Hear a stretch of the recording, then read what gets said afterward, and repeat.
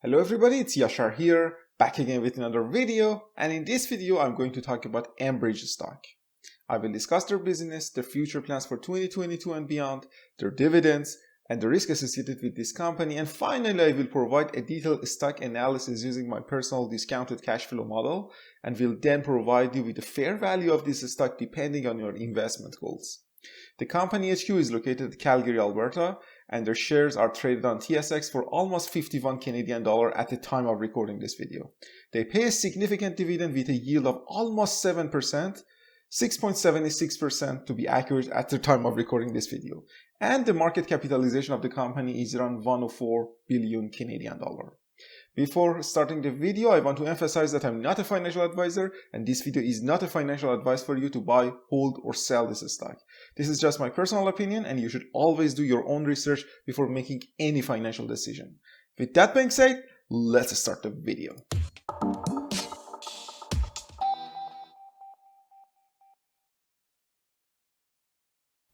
Enbridge is a Canadian energy infrastructure company which has 5 divisions: liquid pipelines, gas transmission, gas distribution and storage, renewable power generation, and energy services. The liquid pipelines division operates pipelines to transport crude oil and other liquid hydrocarbons. The gas transmission division operates natural gas pipelines and processing facilities. The gas distribution and storage division is involved in utility operations for residential, commercial, and industrial customers, mainly in Ontario and Quebec. The renewable power generation division has wind, solar, geothermal, and waste heat recovery facilities. And finally, the energy services division operates marketing and logistical services of the company. As you can see here, while a large chunk of their business is in Ontario, they operate pretty much all over Canada, from West Coast to the East Coast, and eastern and southern areas of the US. They even have a few wind farms in Europe, which is a good diversification for the business. While Enbridge have various divisions, 58% of their 2022 earning is expected to come from liquid pipeline divisions, followed by 26% from gas transmission division. And the renewable division will only provide 4% of their earnings, which means it's pretty much nothing at this point in time. Therefore, I would consider pipelines and gas transmission their main sources of income, at least in the next 5 years. Enbridge has tons of new projects in various divisions, and we can see a few of them here as examples. They particularly have very bold plans to move towards renewable energies and green energy sources in the next years, and really want to expand their business in low carbon energy sources by buying solar and wind farms, and also hydrogen facilities. They also anticipate to reinvest and modernize their conventional core assets in the next 10 years. To fund these operations, they need cash flow. They anticipate to earn around 15 billion Canadian dollar in 2022 from various divisions, and use 5 billion of that for dividends, 4 billion of that money for their services, and the rest of that, which is 6 billion Canadian dollar, for capital investments. They anticipate to have this 5-6 billion Canadian dollar per year in the next couple of years to invest in these new projects, and according to their plan for 2022 and beyond, Enbridge will allocate 3 to 4 billion per year to their core projects, and will use the excess capital, which should be around 1 to 2 billion Canadian dollar per year, to pay off debt, share buybacks, or asset acquisitions. The company expects to be able to increase their distributed cash flow by 2024 by 5 to 7% year over year, which is a modest expected growth in my opinion. If we look at the past performance of the company, particularly at their operating cash flow, we can see the company was able to approximately increase their operating income by almost 5% per year on average. And of course, 2020 and 2021 was a disaster for most of the oil and gas companies.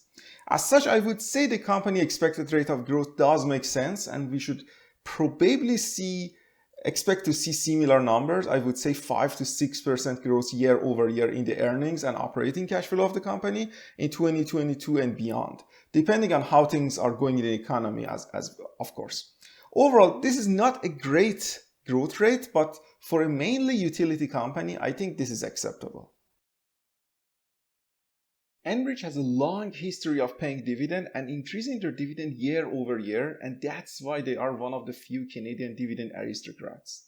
They have 27 years history of paying and increasing their dividend every single year with a 10% average year-over-year increase, which is an absolutely amazing track record, considering how many financial crises and stock market crashes we had in the past 27 years. And Enbridge were able to continue to pay and grow their dividend payouts in all these financial situations. This should give everybody a peace of mind regarding the dividend of this company. They have planned to increase their dividend again in 2022 and beyond by almost 3% every single year, which is great. And if we also look at their historical growth in earnings before tax and deductible, we will also see a constant and slow growth here, which is why they were able to slowly grow their dividend all these years. If we also look at their distributable cash flow, we can see that the dividends will be only about 65% of their distributable cash flow, and therefore 65% payout ratio makes this dividend pretty safe in my opinion.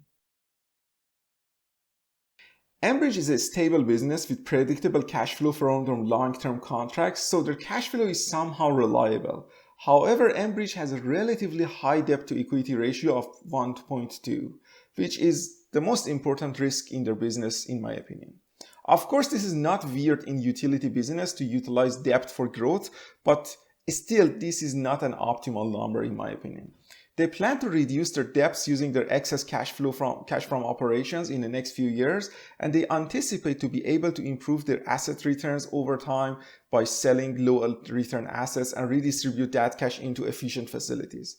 They also have plans to slowly shift towards more green energy sources and reduce their carbon emissions, which is something I'm not really sure about. In their presentation, they really emphasize on this low carbon future and things like that, but in reality, it will be only 4% of their business in 2022, and they don't consider Enbridge a major player in green energy and renewable sector. Overall, there is of course risk in any business with high debt to equity ratio, especially in an environment where central banks want to increase rates in the future. However, Enbridge management proved themselves in the past, and I think they can navigate the company through the high interest environment without any major problem.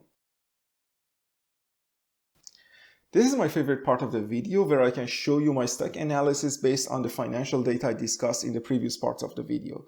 I use a discounted cash flow model which basically estimates values for stocks based on projections for their future cash flows. So I make some assumptions about the growth of the company in the next 10 years and then discount the future cash flows into the present value of the stock based on my expected rate of return. So I start with the past 4-quarter operating cash flow of the company, and based on 3 different scenarios, I predict the future cash flow of the company in the next 10 years. In the bear case, or the most negative case for the stock, the company can grow 10% in the short term, and then the growth will drop to 5% in the long term. The 10% growth is coming from the growth in the business and also the dividend. I consider a terminal multiple of price to cash flow of 7 for this case, which is consistent with historical bear periods for energy utility stocks. For normal case, I consider a little bit better growth and a terminal multiple of 10, which is the historical average multiple for this stock. For the bull case, or the best possible outcome, I consider the business grows by 15% in the short term and then it drops to 10% in the long term. And I consider the terminal multiple of 12, which is the bull multiple for this company. If I assign a 50% chance to normal case, a 25% chance to the bear case, a 25% chance to the bull case, then we can analyze the fair value of this company. For growth stocks, I usually expect 15% return, and for dividend stable stocks, I expect 10% return. So if I expect 10% return from Enbridge, the fair value of the company is 44 Canadian dollar, which means compared to current share price of almost $51, the shares are traded at 13% premium. And it is not a buy according to the model. It means if you expect 10% return on your money year over year, this stock is probably not going to deliver that 10% in the next 10 years. If I change my expected rate of return to 8%, we can see that the fair value of the company will increase to 53, and it is traded at a 3% discount today. It means you probably can expect to receive 8% return year over year on your money if you buy Enbridge today. This 8% return means you can only expect to receive the dividend and a little bit of the dividend growth in the next 10 years. And of course, not much capital appreciation from this stock. It is always fun to see what analyst predictions are for a company, and according to Yahoo Finance, the analyst price target for this company is currently at $55 per share for 2022 with a buy rating. At the end of the day, if you're looking for a stable and predictable business with a strong dividend payout history, Enbridge can be a stock to look at. It wouldn't provide much capital growth, but it provides predictable cash flows with little risk at current valuations. I personally do not own Enbridge in my portfolio and would not buy it here as it probably cannot provide 10% year-over-year return. But I have Enbridge in my watch list, and if the price of the stock drops to 44-45 range, I would consider adding Enbridge to my portfolio. I recently analyzed another pipeline utility stock, Pembina Pipeline, and I prefer PPL to Enbridge at the current valuations. Of course, the valuations can change in the future, and I will reevaluate these companies again in the next quarter if things change dramatically by that time.